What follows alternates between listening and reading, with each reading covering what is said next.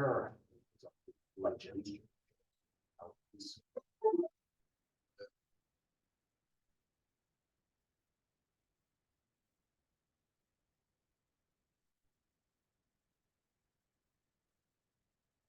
Yeah, used to be. Was.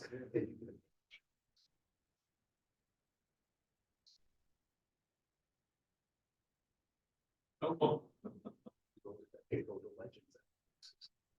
I was at a meeting. It's like,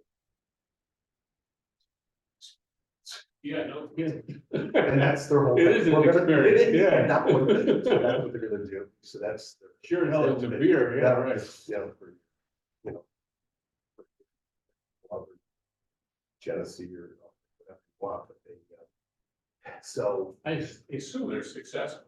Texas, yeah. So he's done it several, third round. And the whole idea is, interviews was not gonna have 20-year-old person just slide here saying next. Walk into an experience, TVs and everything else. And people want to, it's a pizza flow. People in New York's idea is different. A lot of it's driven by water, blah, blah, blah. But they have shouldn't come from Cisco. Frozen and we hit them. Yeah. There ought to be some, make everything authentic. So that's what. Beat on the way. Yes. You know, when you walk in.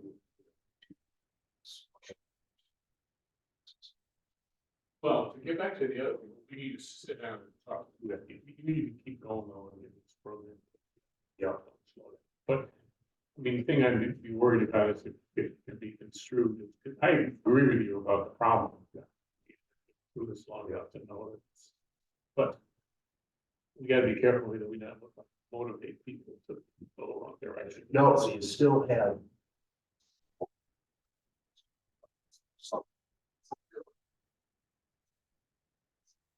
That say the end of the 30s, to say that's what this is.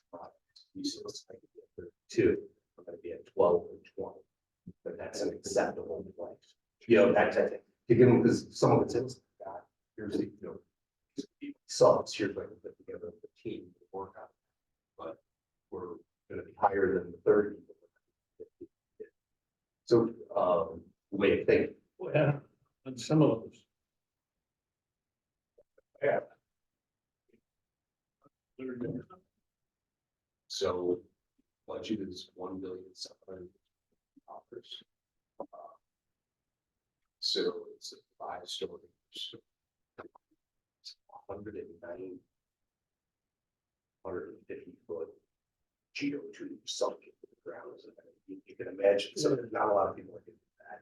I mean, I know I have something to do with a hospital here, and I know how we struggle with many work in the hospital. You know, it's be all this fancy HVAC work. We ended up, I did the Wayne Hospital in Utica that we just finished. And so we ended up at 31% all in, but 31% not on the total dollar cost. Right? Million that's provided by the state, the other pieces of it, so we broke it out separately. And then we also, on the other joint track, because there was some direct purchases from the owners that they went out and directly procure themselves. So those were that we fed them. Here's all the NW options you can have, but a lot of stuff. And so They bought some of the equipment. I can see how they might. Yeah, and so you know, a lot of yeah, so you know, whether it's Stryker, there's only 3 vendors and 4 vendors, you know, for that stuff. And so they by purchasing it separately, didn't have to go through the profit. And they also started for some doing during pre-construction, then during the pre-con, they've turned this replace they did it. But they kept their schedule moving, so the board decided some more lead.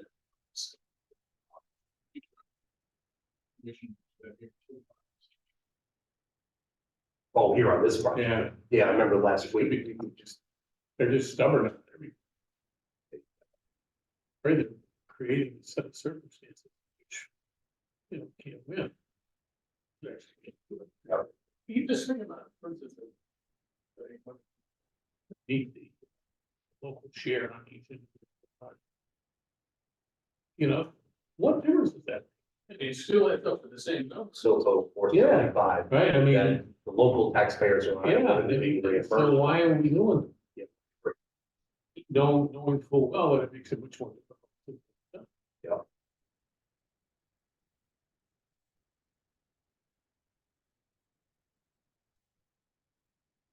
And I spare it happen.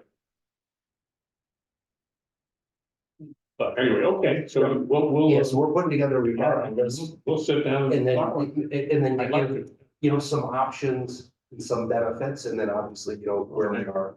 And then I took several of the projects historically going back to one, some new ones that are out. And then we got $1 billion award on the city, so I've got all those stats Good, as well. good. So that shows you some actual. Yeah, because it gives a place to hide. Yeah. And we did drive that from 4 to, we came in at 4, we're gonna pull it out, finish up our original piece there. So they're at 40% compliance Oh, with the cost. And it was the other set on the document, so. Putting. Imagine, here's our number with this compliance, it's plus this. they would have the same problem with lab for different reasons, I mean, the size of the. Something People in certain.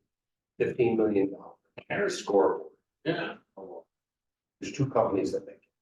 The NFL's approved security. For digital facial. There you go. So yeah, that's who you're dealing with. Yeah. You know, so you have the NFL and national security type, you know, security that has to go into. But yet to your point on the health one. So we put together a list. Broke it. 1.7 your project. What are all of them? How do you deconstruct which one it is? They went through, you know, back to the states. Here's where you get 0. Yeah. There's just nothing there. That's what we did on health. Or I'm sorry, hospital. Clearly, equipment. There's just nothing there. So Yeah. if you put, and you can always look at a little bit of traffic and transportation, a little bit of site safety, a little bit of logistics, but they're a fraction of a point. You know, what it actually costs. Yeah. For these monkey business. Well, that's the biggest answer. So unless you recognize that. Probably $10 million. So probably somewhere under $100,000. Clients on that generator. That generator was back. Other things, they didn't over. They spent making arrangements for a secondary source of temporary power. As you can imagine, the health department saying we're not looking at generator. Yeah. They're like, no, you're not. Yeah. But ultimately, they were able to eat. That's why we're trying to, no, let me just go ahead. Particularly when we know some of these, we know what it is. Yeah. We know already. You know. Certainly east, we got in Edison, there's some stuff that needs to be replaced, we know what it is. Yeah. We could easily order it in advance. Maybe, you know, maybe we'll draw. Jesse. Hey, there he is. That's the whole idea. Jesse, how are you? I'm good, how are you? All right. How you doing, man? Just good. Happy New Year. Happy New Year. Well, Jesse, I looked for you, but I didn't see you. In that fight at East at the Oh. basketball game, I thought maybe I'd see you in the middle of that. No. I'm waiting to see the results of that. Yeah, That's what I'm waiting on. That was crazy. well, I hope they don't get too upset about it, with their season. Well, I mean, some of that is, the season boys will be boys, you know, I mean, will go on, yeah. but you remember the days when there were no spectators. Oh, yeah, I do remember I that. remember those days too. It's one way. And because of fans acting up? Yeah, Yeah. 9 times out of 10. Fans have pushed started and they're fighting, there's, The fans should have stayed in the stand. yeah. Yeah. You can always break up the kids. Yeah. Well, I expect some suspensions and how long, that would be the issue. Section 5. Kevin, Was good. The school could probably Great. preempt it. Yes. Have- Mr. Chairman? By doing their own. Oh, really? Section 5 gets involved in it. Oh, they do it too? Hmm. Now, that could be, that could be stringent, but the school or district would impose. Yeah. But, you know, just like the CAA, It's like. universities try to take an initial position before the NCAA does to sort of mediate how stringent the NCAA will be.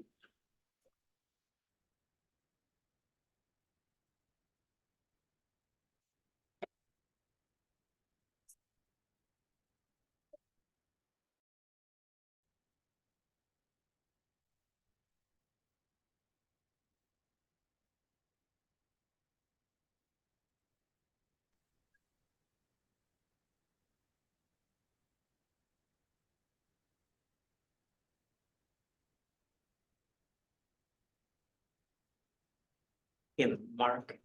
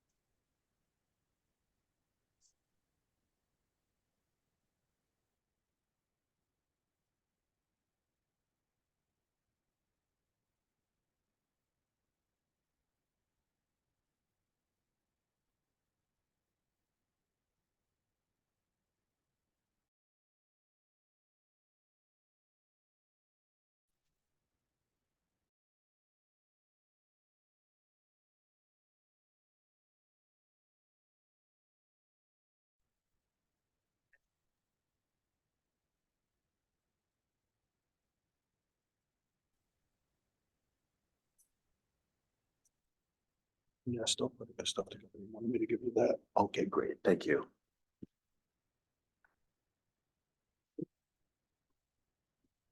So Jake, you just over there. Hello. Sure, sir. Okay. Good to see you too. Yeah.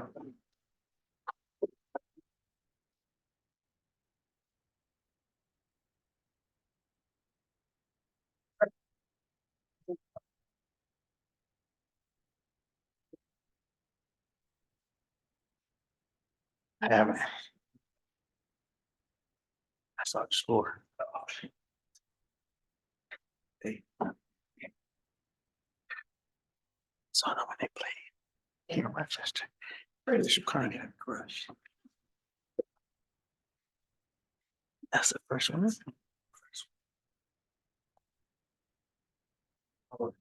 Hey, it's going great.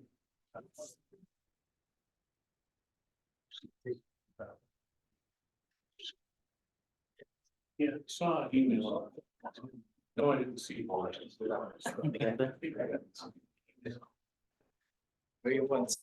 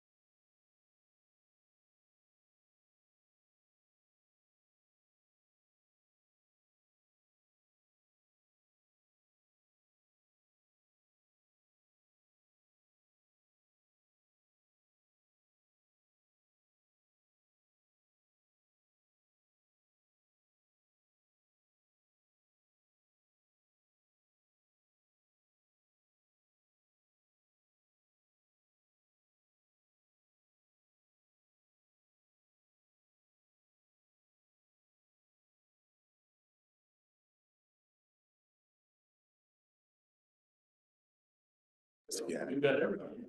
We do. Yeah. Environmental. They could do it on this.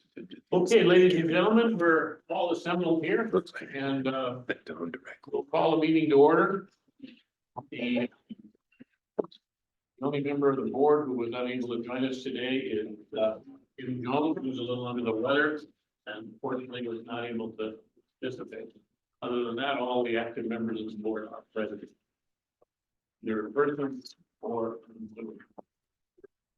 that takes us to the action items. Let me explain one thing in the beginning. You saw that we made a change in the agenda leading up to the meeting by removing the audit of the report. That has nothing to do with the audit report.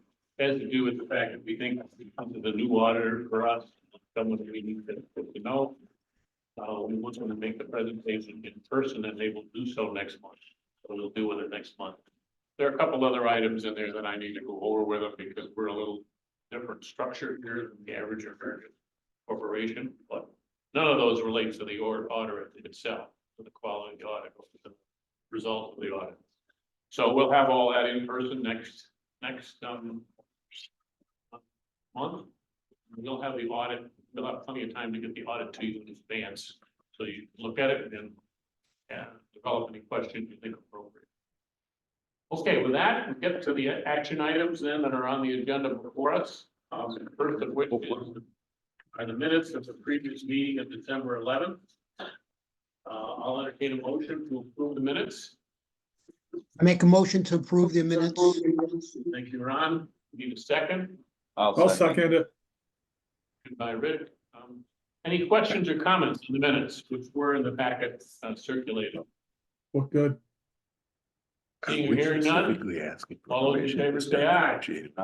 Aye. Opposed? Carries.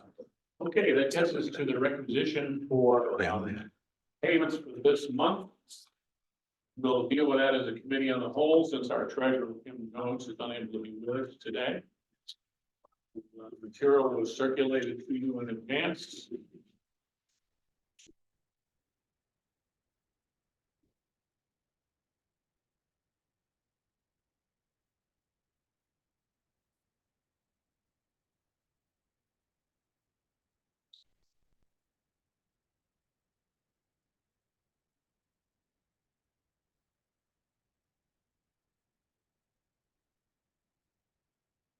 And do you have that stuff in front of you? Because I don't appear to have it. Just up on the screen, just read it. All right, good enough. We'll deal with it.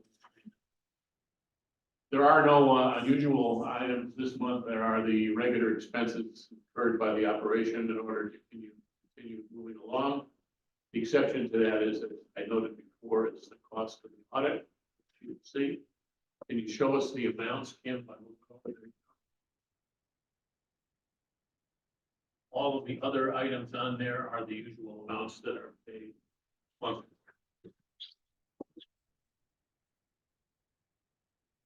Any other questions or comments about it? If that's the case, we'll entertain a motion to approve it.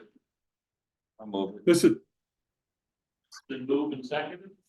Any further questions or comments? Seeing or hearing none, stand approved. That gets us to the authorization for the loan request, which is item number 3, and that's the letter with the attachment, letter to the superintendent with the attachment that was in the material. This is a follow-up, of course, of the presentation we made at the last board meeting, where we showed what our estimate would be for the funding of the project up to the point when advance could be issued by the city and take out the loans that would be given to us by the district, one of which is being asked for in this letter. What we're asking you to do here is authorize the sending of the letter to the superintendent. You'll notice that it follows the pattern that we had in phase 2. Fortunately, it's a little less actually. But in any case, this is an amount that will be repaid from the ban when the city is in a position to issue. The ban will be necessary before we can do any construction. Because that's what the real. So are there questions about this? Again, it reflects what we went over last month. If not, I will entertain a motion to authorize the sending the letter and the attachment to the superintendent. This is Rich, I'll move it. Second, Ron. Right, Ron, other questions or comments? Seeing or hearing none, all those in favor say aye. Aye. Aye. Opposed? Carries.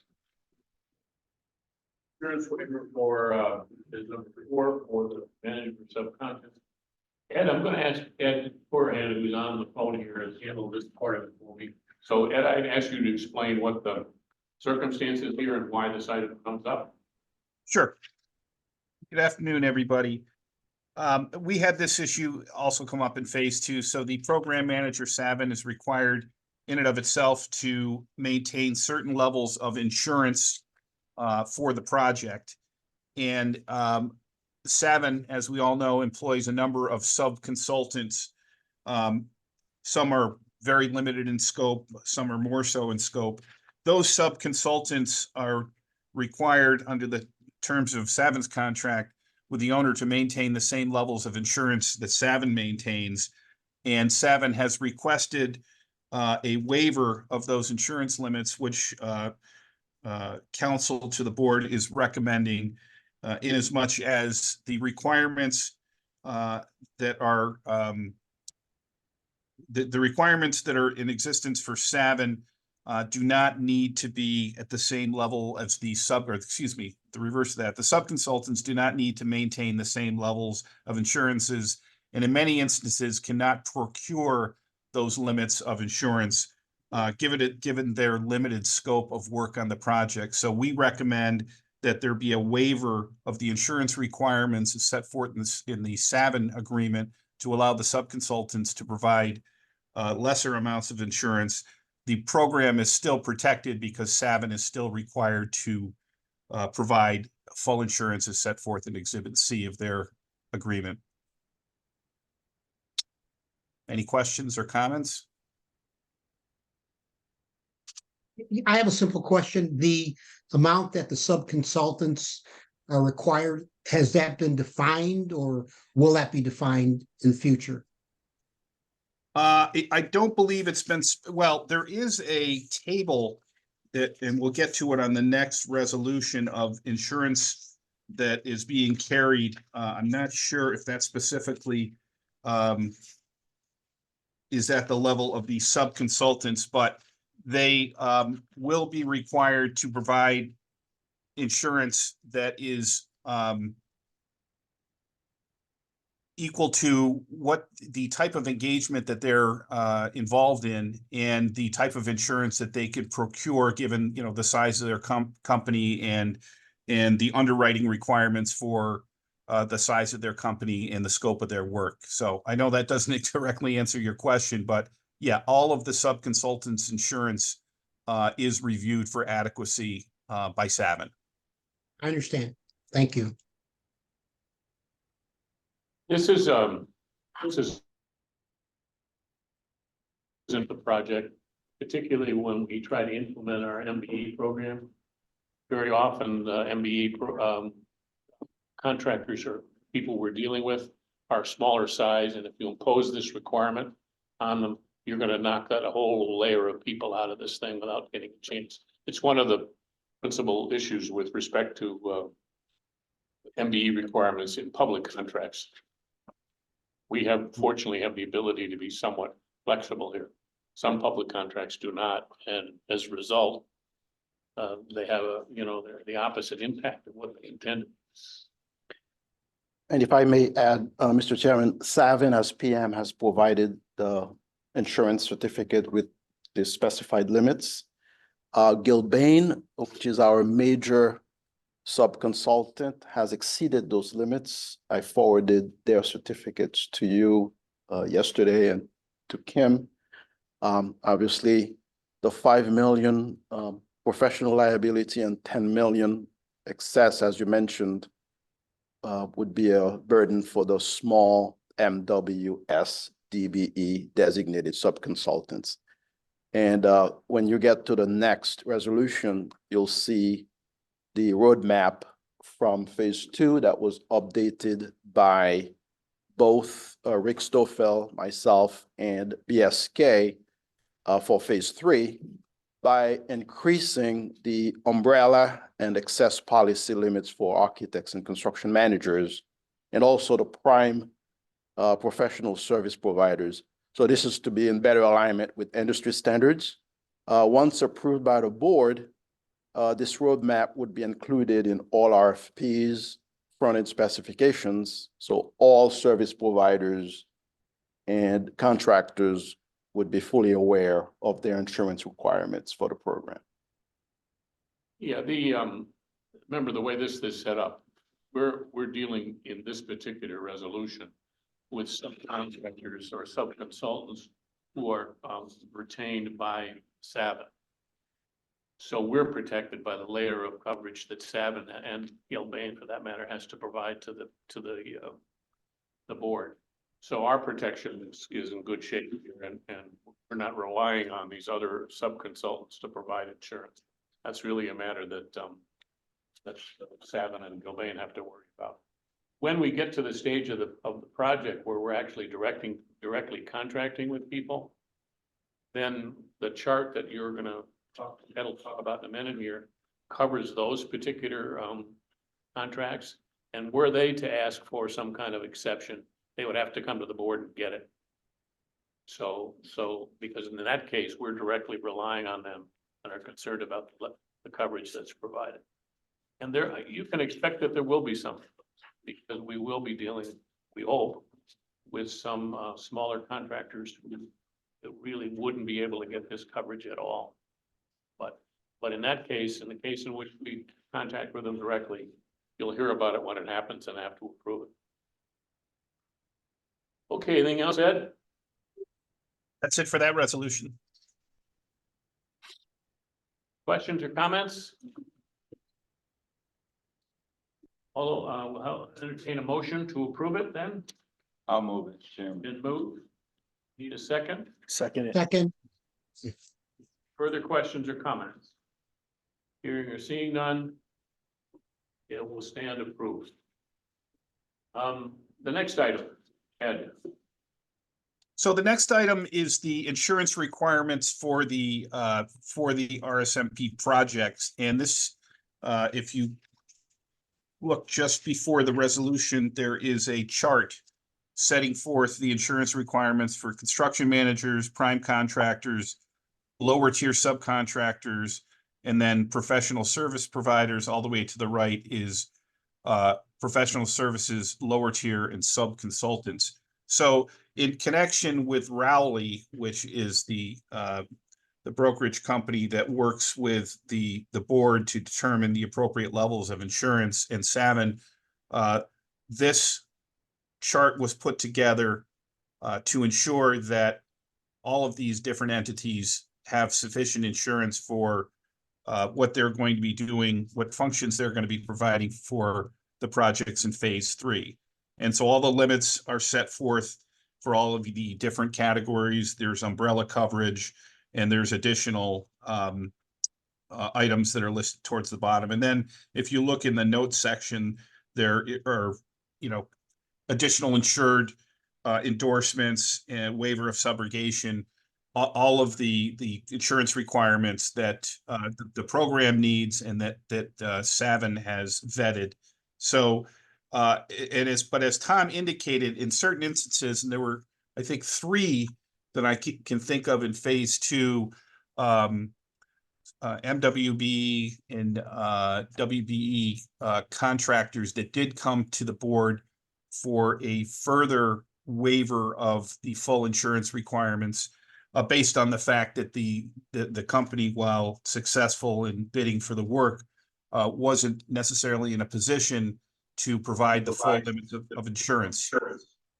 So these are the limits that are established, but as Tom said, and this is likely to happen in phase 3, there may be certain instances where these different categories of work functions, the successful contractors or RFP recipients come back to the board seeking maybe further relief from these insurance requirements, and those will be dealt with on a case-by-case basis.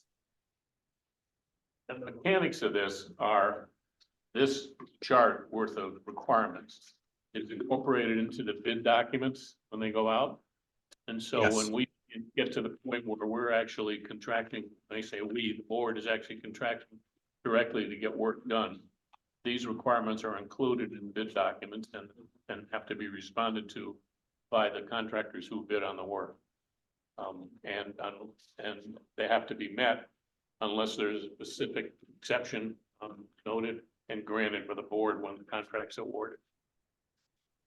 Yeah, and to that point, Savin has a full and robust program.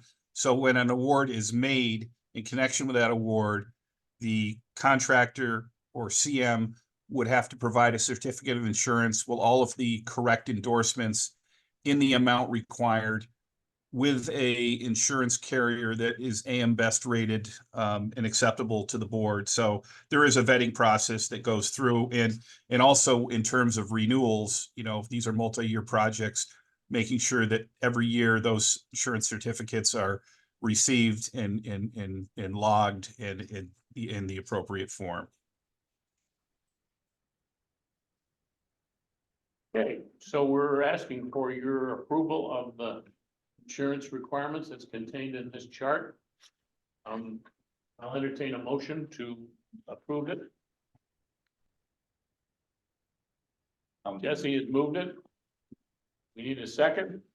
Second, Seconded. Any further questions or comments? Hearing or seeing none, all those in favor say aye. Aye. Opposed? Stands approved. That gets us through the items of business that we need to vote on. We're at the fund balance report. Kim, you're going to help us with that? Sure, Chairman Richards. Thank you. I need to speak up a little bit, Kim, so people can hear you, Okay. or at least I can hear you. Starting at the top, we have $500 at East that will stay there as the unused Canon allowance.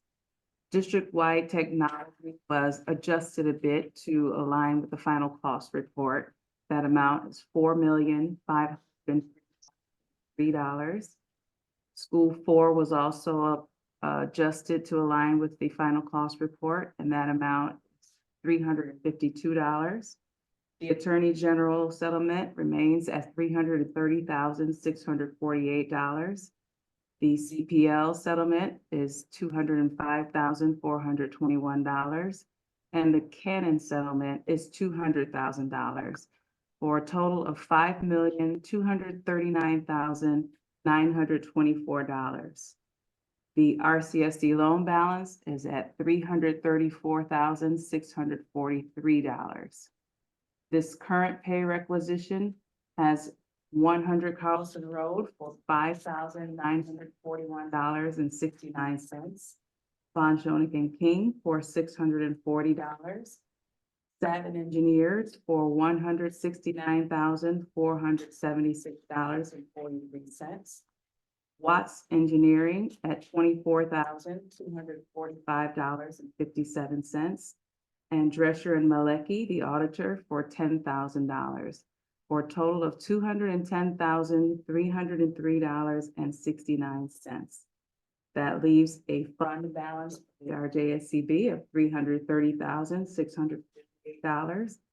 Program bond funds at $5,239,924. Settlement funds of $405,421. That total is $5,975,993, and the RCSD loan balance of $144,339.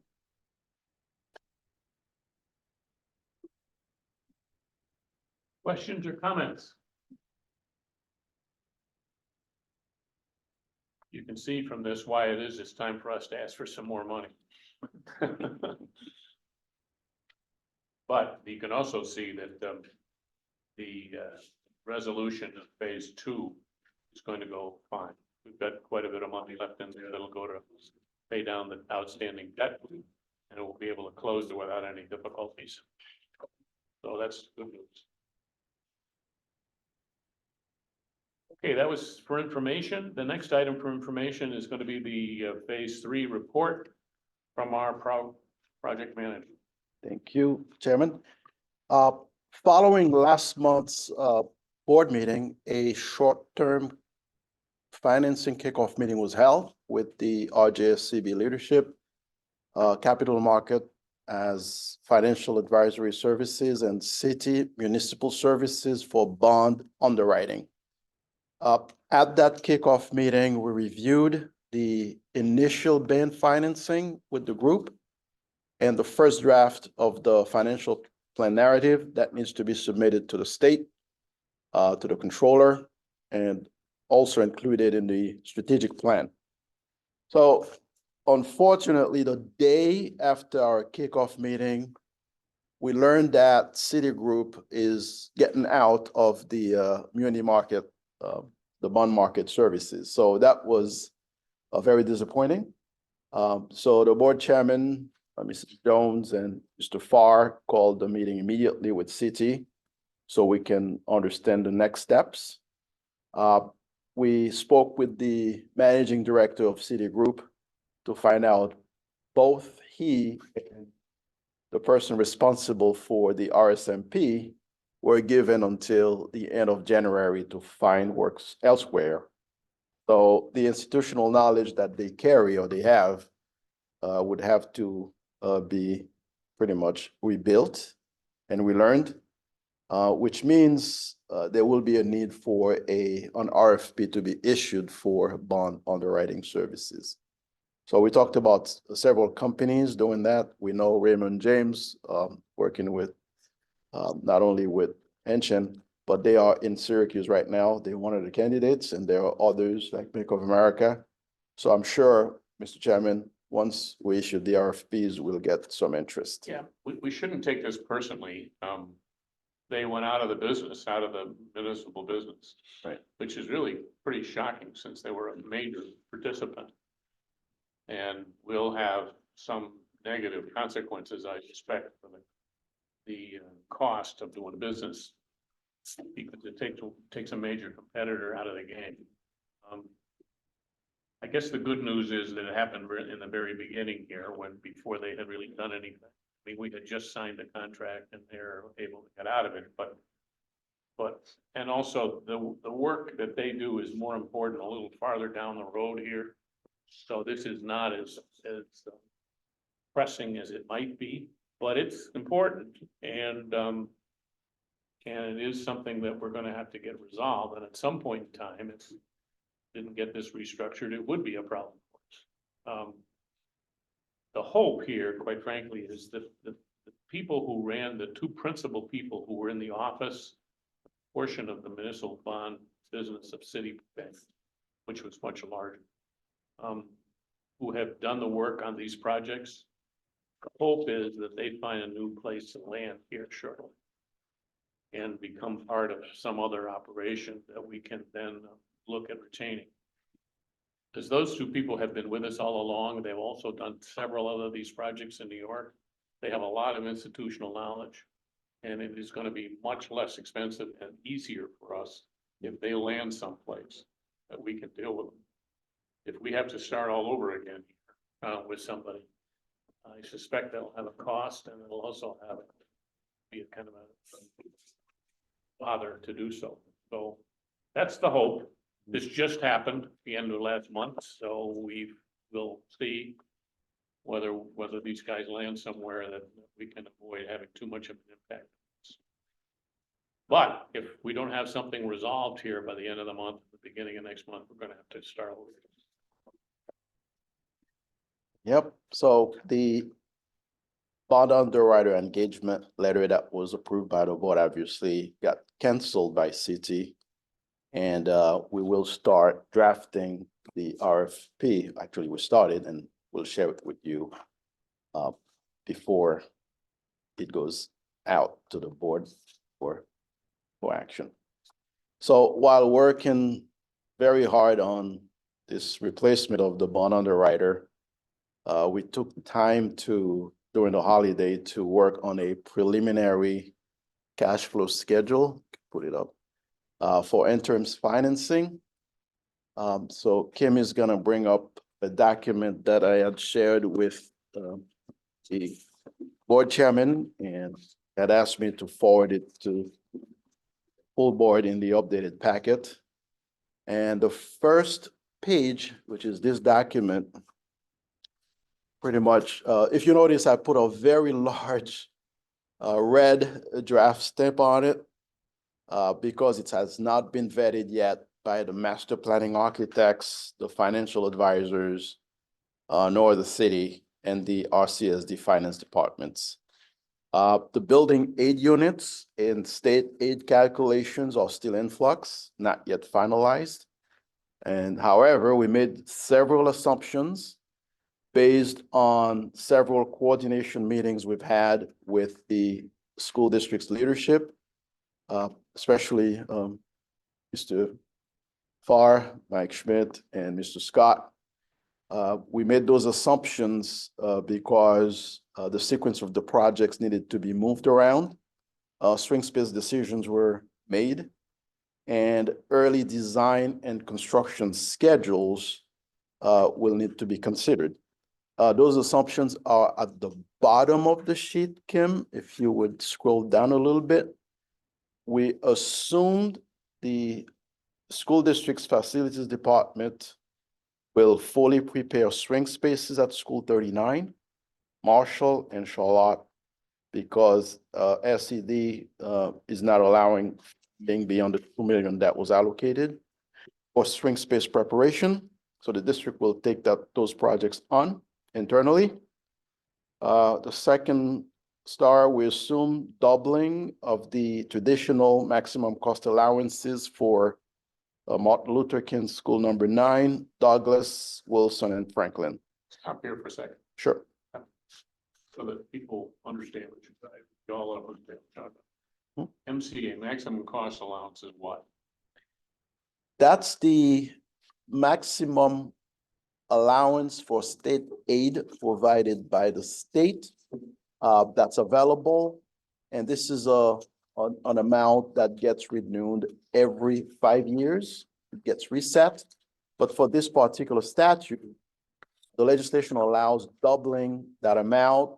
So the project would benefit from a 10-year reset. In other words, if a project has a maximum cost allowance for aid, say for 10 million every 5 years, doubling it based on enrollment, space, edibility, et cetera, would allow you to do a project up to 20.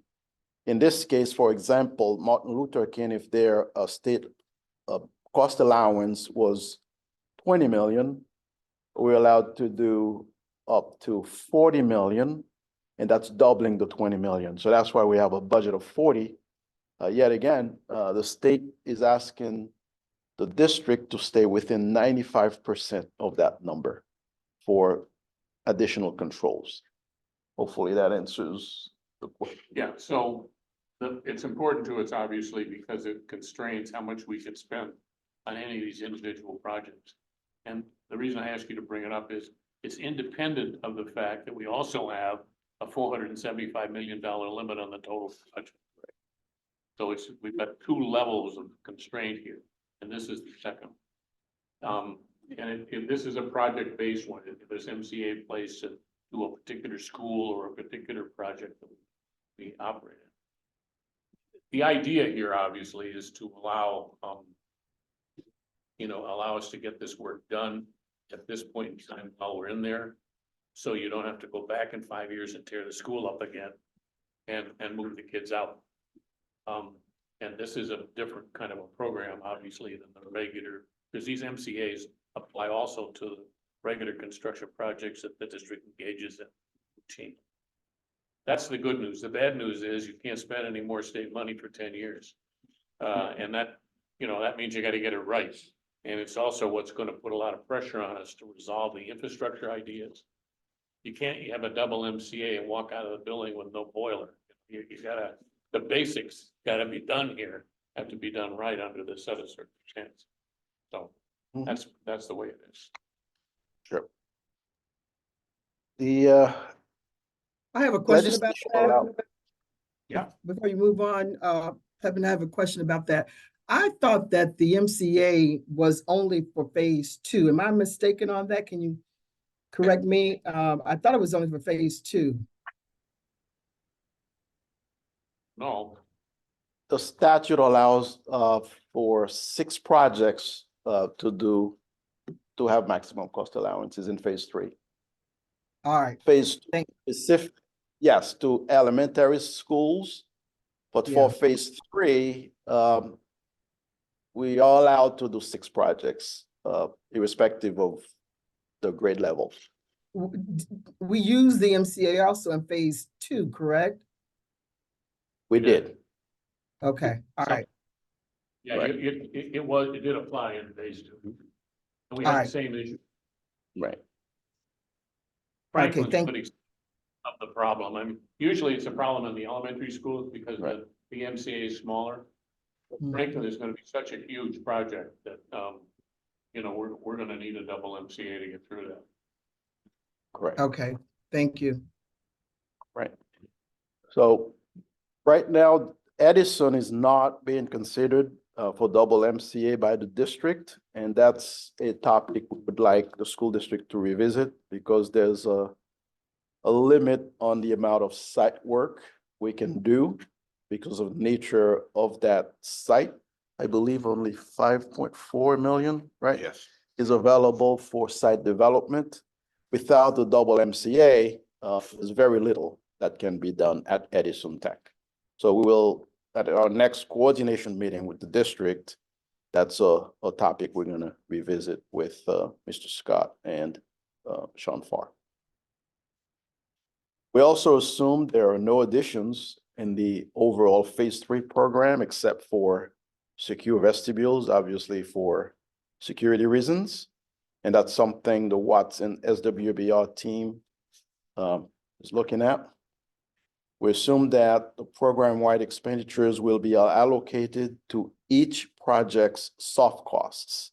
In phase 2, board members, we're able to use an aggregate aid and an aggregate local share limit. This was not allowed in phase 3, which is creating a lot of stress on a financial stress on a program. So as we allocate soft costs and incidentals to each project, we'll see what works and what doesn't work, and we'll make adjustments with the board, obviously, and the district as we move through implementation of the program. And those soft costs includes what I listed here, program management fees and expenses for the board, master planning, seeker studies, and all those program-wide expenses will be distributed, prorated for each individual project instead of having a program-wide expense to bill against and take advantage of a district-wide maximum cost allowances, which was very generous in phase 2. The legal costs, financing costs, all those items will have to be prorated and allocated to each project as well. Also, as far as capitalized interest, as we mentioned last month, some programs allow the districts to carry the capitalized interest cost, like I know in Syracuse and Buffalo, the district has in their fund balance or reserve money for capitalized interest. Here, we're asked to carry an amount for capitalized interest. That happened in phase 2. And we suppose in phase 3, capitalized interest would be funded by this board. Therefore, I'm estimating about $16 million of CAPI. Again, that's a number that's guesstimated until you have your bond underwriter on board. There's no way to quantify that number. There's no way to come up with an accurate projection. Capitalized interest, we want to explain what that is, another example, make sure everybody understands what we're talking about. Sure. So pretty much the cost of money, we will have to pay interest on borrowed funds. And what the bond underwriter does, they take a lump sum amount of money and they put it in a separate fund with the trustee. And as we sell bonds for each tranche of the long-term debt issuance, we pay interest on those funds. And those interests get capitalized over time, meaning as the drawdown schedule is developed with the spend down, these interests get some aid from SCD as well as part of the debt service. But again, it all predicated on what happens on Wall Street. If the cost of money goes up, the interest goes up. Goes down, the interest goes down. So we Basically, it's a mechanism for handling the cost, the interest costs incurred during the course of the project, as opposed to over the long term for the entire project. So it has to get paid, and we're gonna have to absorb it into the project. And the last statement here is exactly what you said. The financial advisor, bond underwriter, and bond counsel would have to confirm that number. At the very bottom, the board chairman asked me to show if you could scroll down a little bit, Kim, the history of borrowings. About $32 million were borrowed or issued in February 2017 for a ban in phase 2. And for the serial bonds were sold in 3 tranches. And each time you sell bonds, obviously, many lawyers are involved and pay a lot of interest. So, but you don't want to borrow all the money in one event because then you'll pay interest on it. Also, there's arbitrage rules that we need to stay within. So that's why this was done in 3 steps. Tranche 1 was in 2017 for $123.6 million. The second tranche was sold a year later for $197 million and change. And the last tranche was in 2020 for $44.4 million. And that's the history for the long-term debt issuances in phase 2. And phase 3 will follow, obviously, a similar track. The second page, Kim, if you could bring it up. Here we go. So it's really the same spreadsheet I sent to you in Excel form, Mr. Chairman. I hid many of the columns so it could be reader friendly. I took a first. This is Pepin's version of reader. I need to magnify. Yeah, right. In one page would have been even worse. So I kind of took a first stab at the cash flow schedule itself. So this preliminary cash flow shows the sequence of the projects, and Rolly will go through the actual schedule later on that we've been working on each time there's a change. We resequenced the project where Martin Luther King School number 9 and Wilson would be the first projects, followed by Franklin. We're asked by the district to swap Franklin with Douglas, and Douglas became the last project. So after Franklin, you have East and Edison. So I put how the loans were distributed. The first loan, the chairman reviewed earlier. Second loan was done. And the third loan is what's being requested right now in the letter that was approved earlier. And from 2024 to the life of the program, I distributed the expenditures by quarter. And you could see by the second quarter of 2025, you have at the bottom $27.75 million based on cash flow needs. In the third quarter of 2025, you're looking at $45 million. So our estimation in talking to the RJSCB leadership is to go out for a ban in August of 24, anywhere between 30 and 35 million. That's at the bottom of that sheet in yellow. So that ban would mature in August of 2025. And this City of Rochester ban on behalf of the district would carry the planning and early design work necessary, as the chairman talks about every month, to move the program along until this first tranche of the serial bonds are sold in 2025.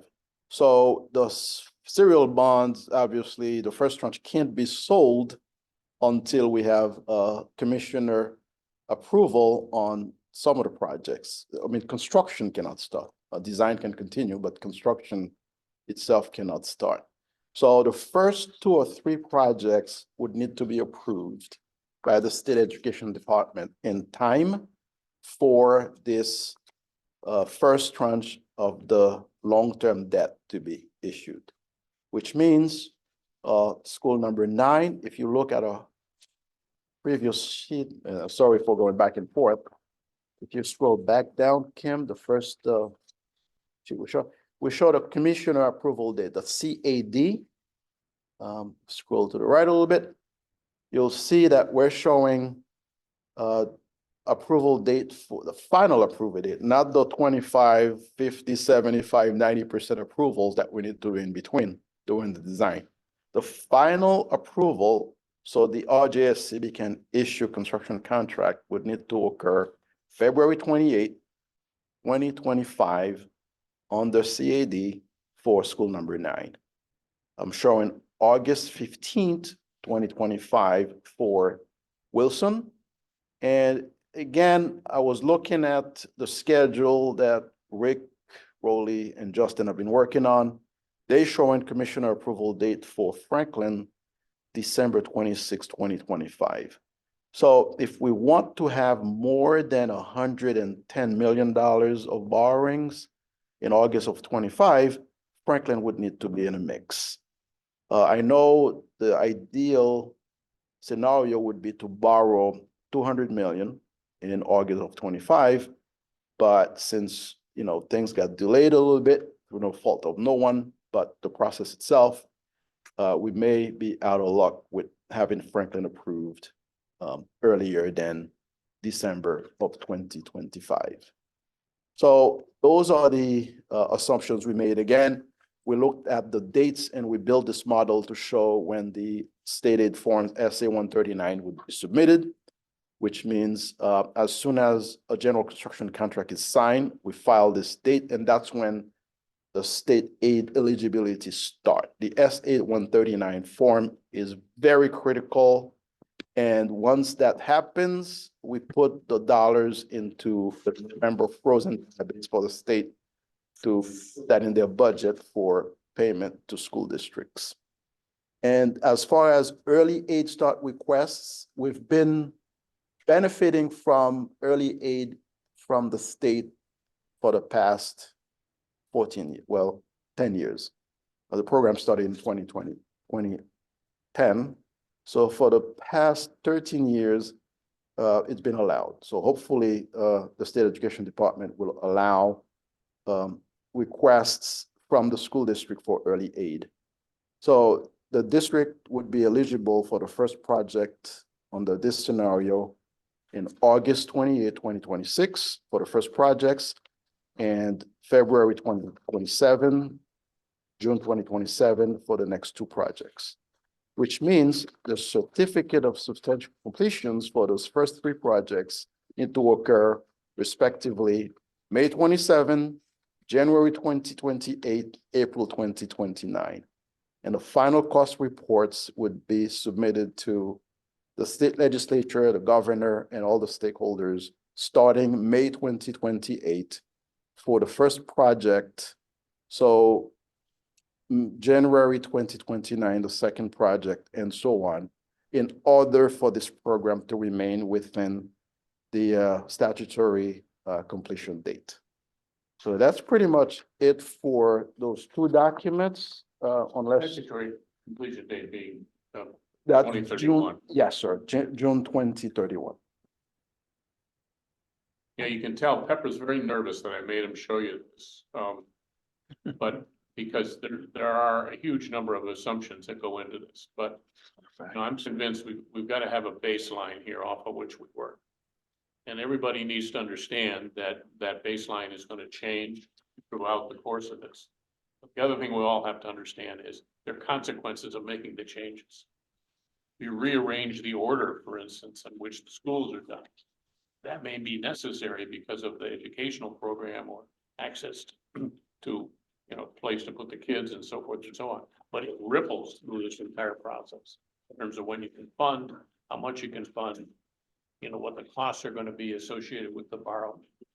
So by getting this in place here, it helps me at least to understand what's going on.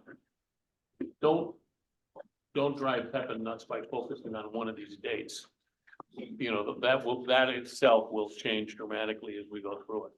But the principle is important, and if we don't understand the principle, we're gonna be in tough shape here. Quite frankly, we can't be useful to the district. We're not useful to the district unless we can say to them, look, if you do this, this is what's gonna happen. And maybe a right thing to do, and maybe you're willing to incur whatever consequences, but you need to know what they are. And so that's what this is about. Okay, one thing Chairman? that came up. I know you just said not to focus on the dates, but prior to saying that, I did have a question around Franklin. If we don't get the borrowing by, I think Pepin said 2026, what's the drawback to that? Or is there no drawback given the statement that you've just made? Well, if we need that borrowing by that date, I don't remember the date, but whatever, let's say it's 26. Mhm. If we need the money to continue the project and we don't get it, in other words, we haven't financed for some reason, that will affect Franklin. In other words, the project will slow down and maybe even stop until we get the money to complete it. So we do have to look out, and that's part of what's being done with this spreadsheet. You have to look out in advance and say to ourselves, how much money do we need in a certain period of time to do the work that we're projecting to do? Because if we haven't done that, we haven't done the financing, the other things that are necessary, it will affect us, our ability to go forward. Okay, it just seemed like there was more of what I interpreted was that there was more of a concern for perhaps us not receiving the funding from Franklin than for the other schools.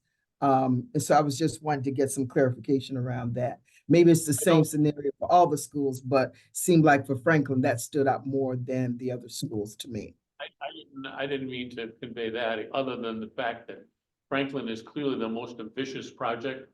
So there's gonna Okay. be a lot more to do to get ready. But as far as financing, it's the same principle for all of them.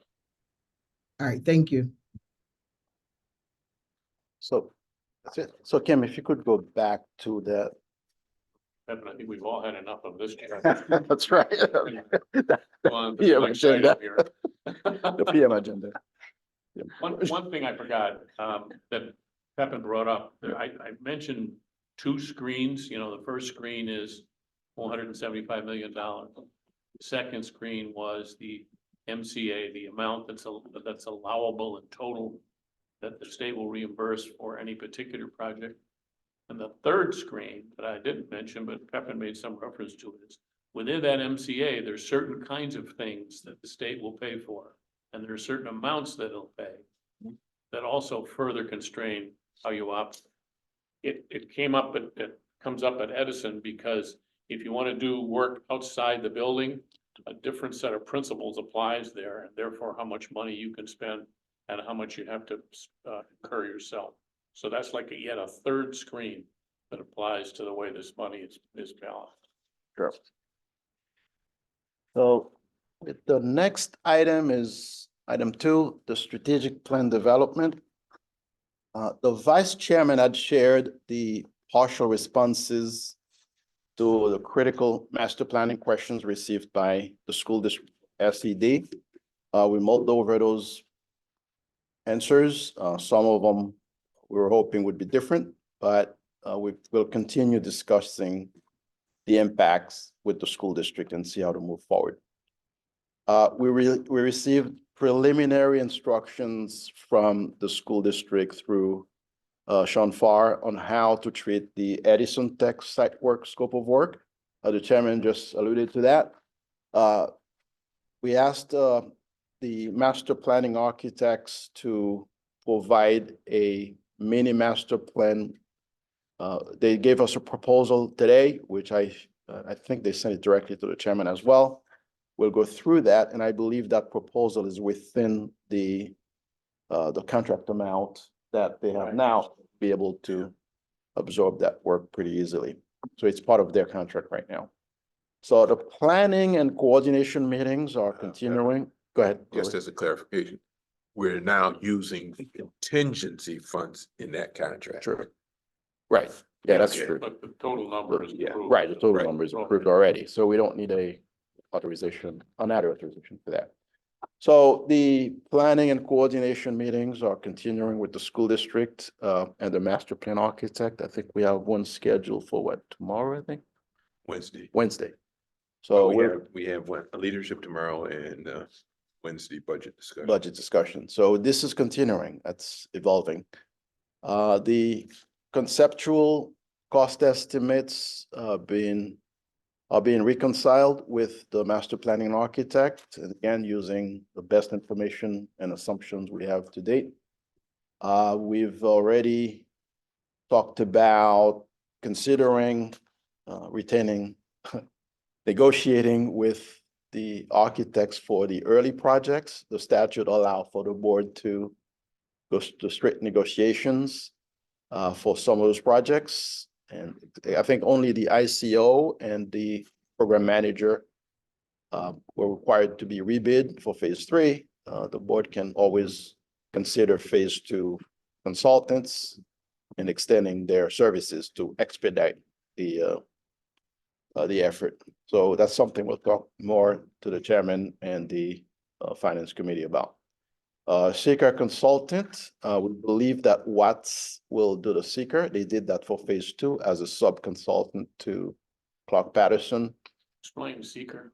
Seeker is the State Environmental Quality Review. That is a requirement for any capital project by any municipality or school districts.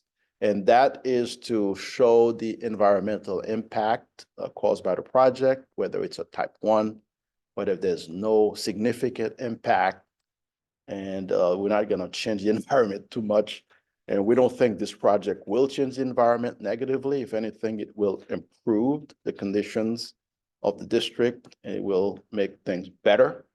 So, but that's something that's required unless we get into the state historical preservation office. SHPO is gonna ask you to do certain things. For example, at School 58 in phase 2, it's the historic register. We had to go crazy with seeker. Yeah, we really did. Right, but here, right. And if there's a late acquisition, we would have to consider that in the seeker study. We don't believe there's land acquisition anymore, per what we've heard. So seeker should be a fairly simple process, but we will get Watts to get going on that right away. So the board will declare itself again the lead agency and will prepare a lot of forms. We'll submit it to the state. And we'll get clearance on the state environmental quality review. The environmental consultant for Edison in particular, we will see if Watts can engage that consultant. We know that Labella in the past has done a lot of work at Edison with the Emerson Street landfill. The city has also provided some information to us. The chairman and I were talking earlier about how this information came about. We'll continue talking to the master planning architects on the environmental work necessary for not just Edison, but for the entire program in general.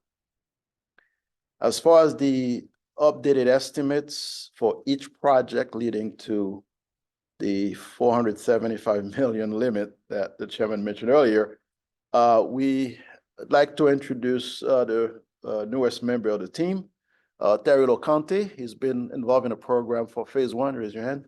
And Terry will be given the task of coordinating and formatting these estimates, working with Savin and Gilbane team for inclusion in volume 2 or volume 4. For the details and for the summaries in volume 1. Volume 1, okay, in the strategic plan. So Terry started absorbing a lot of information this morning since he got here. Don't think he had lunch yet, but we'll keep going. With that, whenever you're ready, sir, we can have Rolly go through the schedule that we've updated as late as last night. But very briefly. Well, One of the things they've done. That this seeker situation is important to us because it's one of those things we have to get out of the way. We're doing most of the work inside the existing building, so we really, it's not a huge issue for us until we get outside and start doing some other things. If the seeker gets a higher classification or raises issues, that's gonna significantly impact the design. And that's gonna could conceivably impact the schedule. So that's why we're trying to get up front on that, get ahead of it. And Raleigh will mention in a minute, one of the other things we need to do, as you can see from this chart that Pepin beat us up with, is that we need to get some of this design underway. That we do have some flexibility with. So some of the design for the work, the detail work in the school needs to get done so that we can meet these time schedules. And also when we get the money, we're ready to go, ready to start issuing contracts.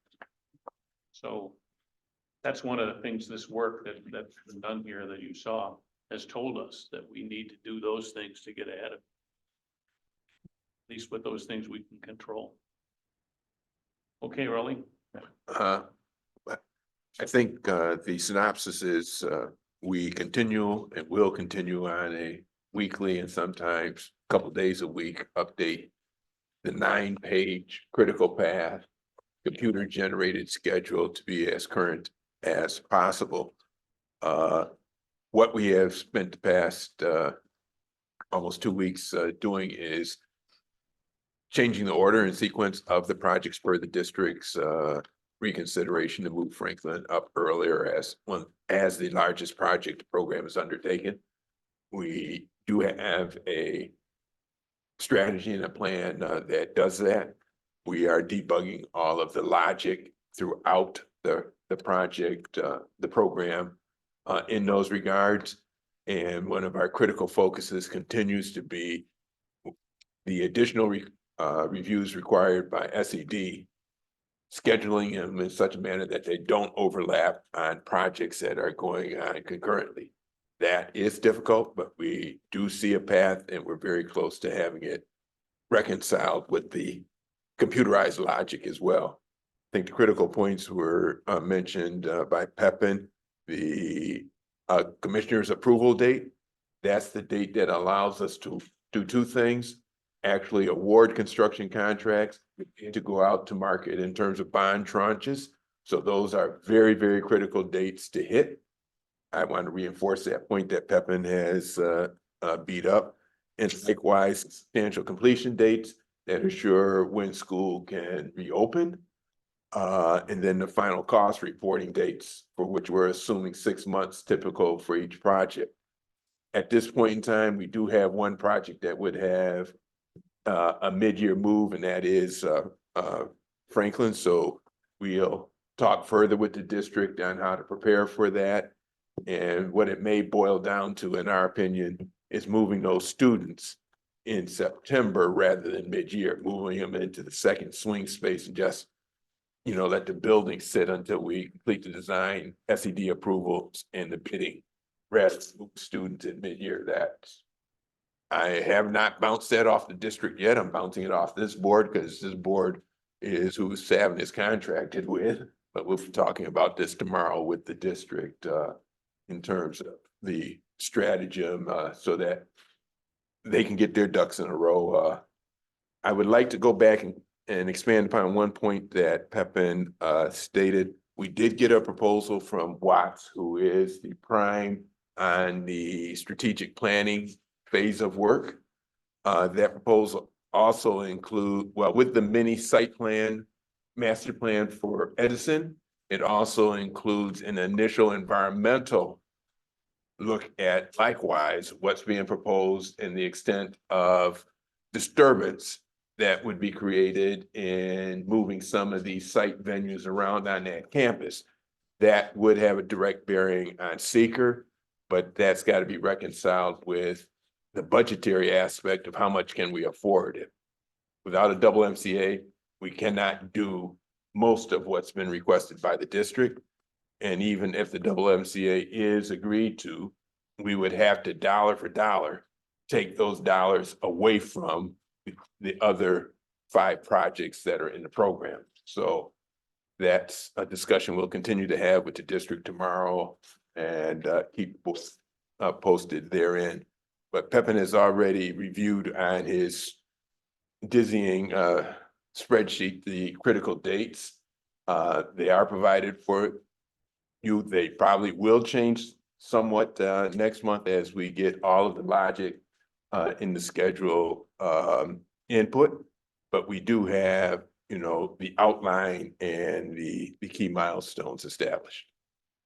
One of the things that that really just mentioned that we haven't talked a lot about, but will come up soon, is that the timing constraints with respect to these schools. You know, we're going to move kids out of the school. They're going to be in swing space for a period of time, and then we're going to do the work, and then they're going to come back. We've got to figure out a way to make sure that particular time away isn't any more than it needs to be to get the work done right, any more than will work for the district in terms of its own educational schedule and all of the things that are important there. But that's an unusual constraint, but in these particular cases, it applies. So we got to have this. That means we got to be ready to go when we go in one of these schools. We can't go in the first day and be looking around and think, well, all right, guys, what are we going to do? You know, we have to be ready to go because that we don't want to waste any time when those kids are out into the swing space. Swing space is a better solution because we're tearing these schools up. The kids really couldn't be in most of them safely and effectively. But it's not an optimal educational thing. I mean, we got to accept that. So prolonging that unnecessarily is just not a great idea. And we need to do what we can to have that be as minimal as it needs to be. It's also a logistical issue, as you can imagine, to getting kids to the right place and busing them and doing all the things associated. Jacob is going to be very annoyed at us if we don't meet this schedule.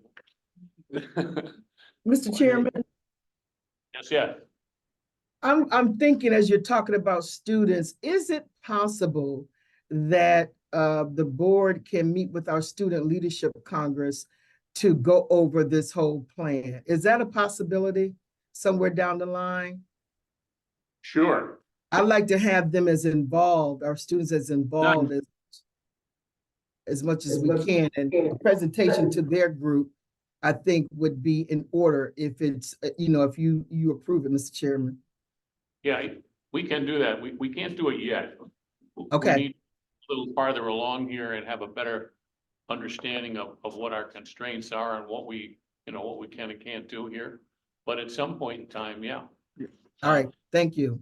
There will be, for each of these specific projects, there will be a school-based group who will impact the kind of design detail and design work that's done in the individual schools. But I don't know, in the past, does that involve students? Or is it just teachers and administrators? Some involve students, yes. Like for example, School 54, we had the building advisory committee Right. and the principal decided who to invite. And some principal invited students as well. I know at Edison, we had a lot of the students involved. Yeah. As well. Mr. Chairman, I'm just so impressed with this group, the intelligence. I put them up against any students in the world. And I'd like for you to meet them and to entertain the kinds of questions that they may have. I mean, this is just a group that I'm just so very proud of. So whenever that's possible and convenient for you all, I really would like for there to be a presentation to that group. Fair enough, we'll do it. Thank you. Well, But that pretty much wraps up, I think, the highlights that we wanted to touch upon. one of the things I don't know that everybody appreciates is that Edison portions of the Edison campus were constructed on a landfill.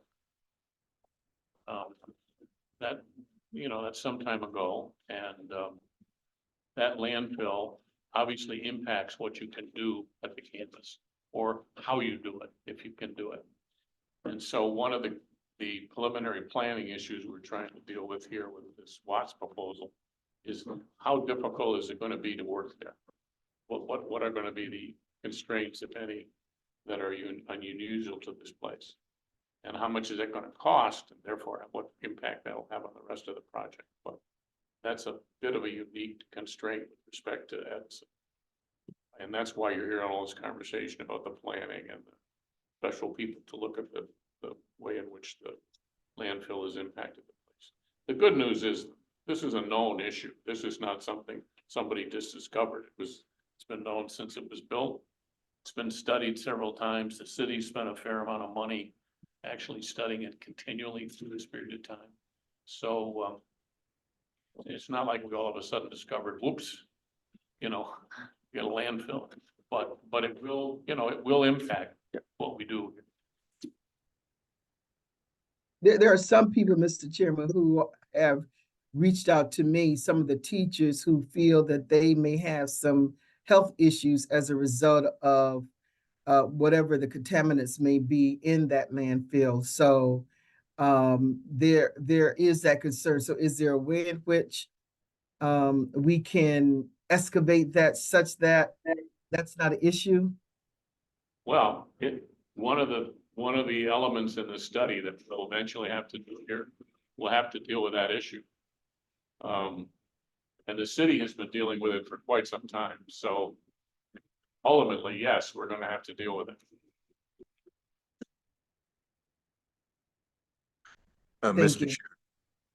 Mr. Chair, it may also be driven by phasing that site work at Edison as future or other funds are developed. So what may be done at this point in time versus the ultimate development of that campus master plan could be varying levels of involvement of the site. And so that's what we're trying to ascertain. One, how much and where will what's being requested even fit? Two, what might the probable cost for it be? And then based upon that, a phasing and priority schedule with the district on what do they want to tackle first? Because they're in a wish list mode and they acknowledge that up front. And we do not have the dollars to do most of what has been requested, but nonetheless, they want a plan for how it could be and an order of magnitude of what it would cost, by which we could determine the environmental impacts and when. It's not for me to decide, obviously, but I do think that the effort that's gone into providing the facilities, athletic and other support facilities surrounding these high schools has been worth the effort. East, you know, that's some of that's been happening for a number of years. We did some more of it. Monroe is unique. They redid the whole place and made something out of something that didn't exist before. And it turned out the kids at Monroe actually can play football when they have a place to play. You know, they were good this year for the first time since I was a kid. But so that's part of what's driving this with respect to Edison. The hope is that we can do the same kind of thing there. It's worth working on, I think. So Okay, anything else? That's it for us, unless you have Any any. members of the board, any items you'd like to bring before us? If not, hearing or seeing none, we'll stand adjourned. Thank you very much, folks. Thank you, Chairman. Thank you. Welcome back, Terry. Thank you. Good to be back. Central.